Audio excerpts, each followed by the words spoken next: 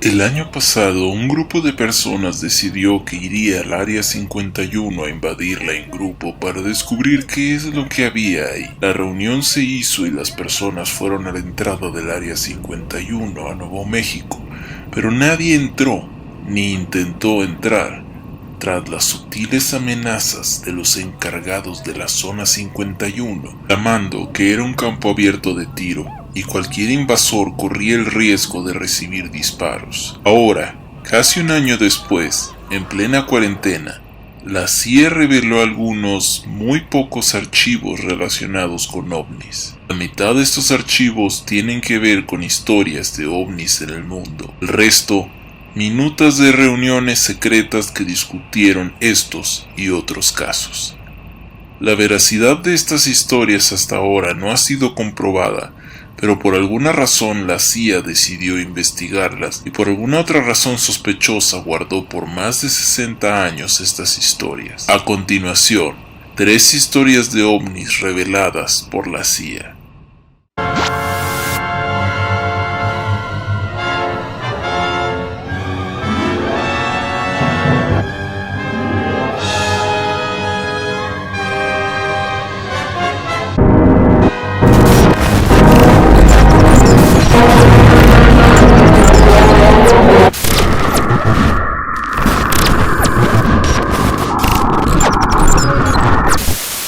Caso número 1. OVNI en Alemania Oriental.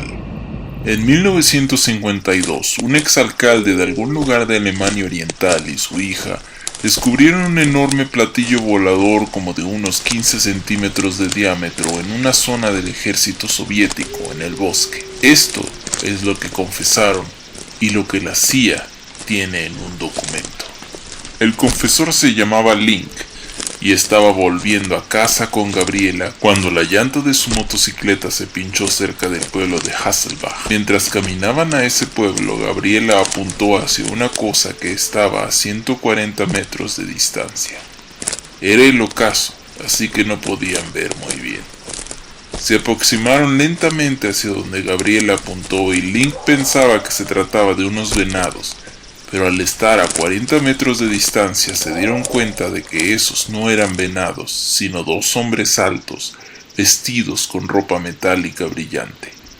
Estaban inclinados, buscando algo en la tierra. Link y su hija continuaron acercándose hasta que estuvieron a solamente 10 metros de ellos. Se detuvieron porque había una reja pequeña y a través de esta vieron un objeto grande cuyo diámetro Link estimó entre 13 y 15 metros. Según él, parecía un enorme sartén. Link describe que este enorme sartén volador tenía 2 filas de agujeros en sus periferias, como de 30 centímetros de circunferencia cada uno. Encima del objeto metálico volador había una torre cónica como de 3 metros de alto. La hija le gritó al papá y los hombres misteriosos escucharon el grito. Inmediatamente subieron y se metieron a la torre cónica de la nave. Los agujeros laterales de la nave comenzaron a brillar. Su color cambiaba de verde a rojo. Un zumbido comenzó a escucharse. Conforme el zumbido y el brillo incrementó, la torre cónica comenzó a descender hacia el centro del objeto. Todo este comenzó a ascender lentamente del suelo y a rotar conforme subía. Un aro de flamas envolvió al objeto mientras flotaba. Subía cada vez más rápido y en ese momento un silbido similar al de una bomba que cae comenzó a ser emitido por el objeto en movimiento. Una vez que ascendió bastante y alcanzó una altitud considerable, se dirigió hacia el pueblo vecino y desapareció en los bosques.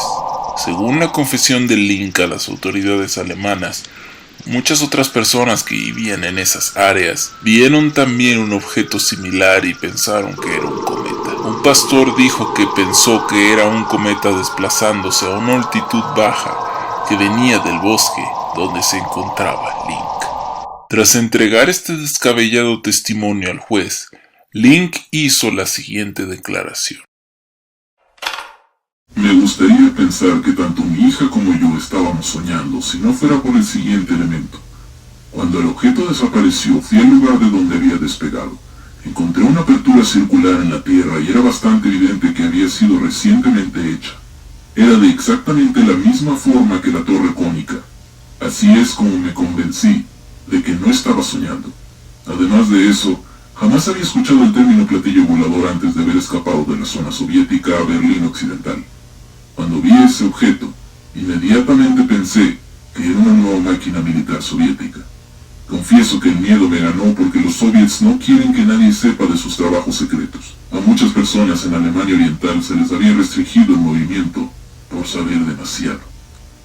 Caso número 2. Platillos voladores en España. El 21 de mayo de 1952, un corresponsal de noticias en Barcelona declaró lo siguiente. Cuando estaba cruzando la avenida José Antonio en camino a mi oficina, en el periódico vi un extraño objeto volador que se desplazaba a alta velocidad desde la dirección del aeropuerto Prat, a unos 2000 metros por encima del suelo, dejando un camino de humo amplio.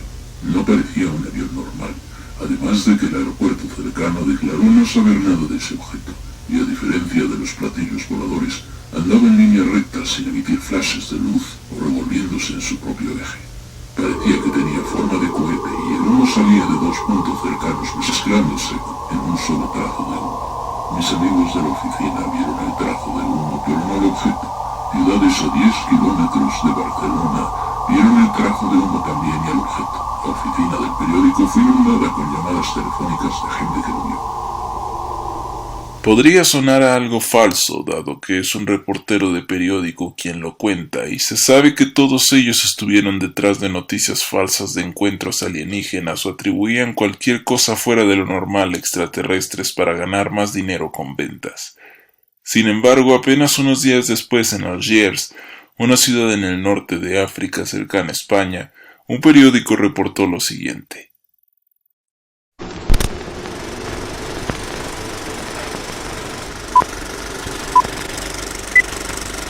El 3 de junio, los habitantes vieron un objeto volador atravesar el cielo de oeste a oeste, emitiendo una luz pálida y verde que dejó un rastro de humo. Días después, el 11 de junio en Marruecos, cercano a España y Algiers, se reportó lo siguiente.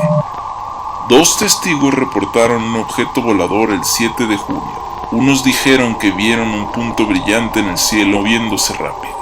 Un reportero lo comparó con la velocidad de los aviones de la Fuerza Aérea que volaban cerca de ese objeto y notó que el objeto era mucho más rápido. El aparato desconocido emitió un trazo de humo blanco y no hacía ruido alguno. Dibujó una parábola de humo en el cielo y desapareció en el sur. El 15 de junio, en una ciudad vecina de Marruecos, se reportó que empleados del muelle vieron un disco de flamas blancas rodeado de 2 tiras circulares con humo saliendo detrás de él. En Casablanca, también dentro del círculo de España y Marruecos, el objeto fue visto el 15 de junio de 1952. Aunque hay diferencias entre la forma del objeto, entre el descrito en España y el norte de África, todos comparten la descripción del trazo de humo y el movimiento rápido. El interés de la CIA aquí está inclinado a 2 cosas. Les preocupa esta similitud, lo cual los hace pensar que pudo haber sido cierto, y les preocupa que pudiera haber sido un arma soviética. Caso 3. Platillos voladores en el Congo belga. Este archivo de la CIA, datado del 29 de marzo de 1952, dice lo siguiente. Recientemente 2 discos fueron vistos sobrevolando una mina de uranio en Elisabethville, en el Congo belga. Los discos cambiaron sus posiciones muchas veces, por lo que a veces lucían como platos y otras como líneas. Los discos detuvieron su vuelo y se encontraron en el aire para seguir zigzagueando juntos y volar hacia el noroeste. Silbidos y zumbidos penetrantes fueron escuchados por los testigos. Todo esto duró unos 10 o 12 minutos. El comandante Pierre de la Fuerza Aérea de Elisabethville salió inmediatamente en búsqueda del avión peleador. Se acercó hasta 120 metros a uno de estos discos. De acuerdo con sus estimaciones, el platillo tenía un diámetro de 12 a 15 metros y tenía forma de disco. Su núcleo interno permanecía quieto. La zona exterior estaba rodeada por fuego debido quizá a su increíble velocidad de rotación. El color del metal era similar al del aluminio. Pierre considera que por el calor y la velocidad de los objetos, es imposible que hayan sido piloteados por humanos. Tuvo que abandonar la persecución a los 15 minutos ya que ambos discos, con un sonido similar a un intenso silbido, desaparecieron en una línea recta hacia el lago Tanganyika. Se estima que su velocidad fue de 1500 km por hora. Pierre, un piloto confiable, estuvo tan cerca de estos objetos voladores que incluso hizo un plano de cómo pensó él que estos pudieran funcionar. Dentro de los archivos de la CIA hay minutos de juntas que existieron para discutir estos casos y otros que hasta la fecha la CIA no ha dado a conocer. En ellos se expresa preocupación por el incremento de casos de avistamientos y la falta de reportes de avistamientos por parte de los periódicos de la entonces Unión Soviética, haciéndolos pensar que podría tratarse de tácticas de susto soviéticas o bien tratándose de naves extraterrestres. La Unión Soviética ya había descubierto algo y prefería mantenerse callada al respecto. Otros reportes hablan de cómo pudieron crearse cada uno de estos avistamientos, pero algo dejaron claro. Los otros reportes hablan de cómo pudieron crearse cada uno de estos avistamientos, es decir, cómo algunas naves pudieron haber sido creadas con globos aerostáticos, pájaros o cualquier otro truco visual. Pero algo dejaron claro todos los científicos involucrados: que la vida extraterrestre sí existía, pero que dudaban que estos aparatos fueran sus naves. No puedo evitar pensar que estos son secretos superficiales que ocultan algo más.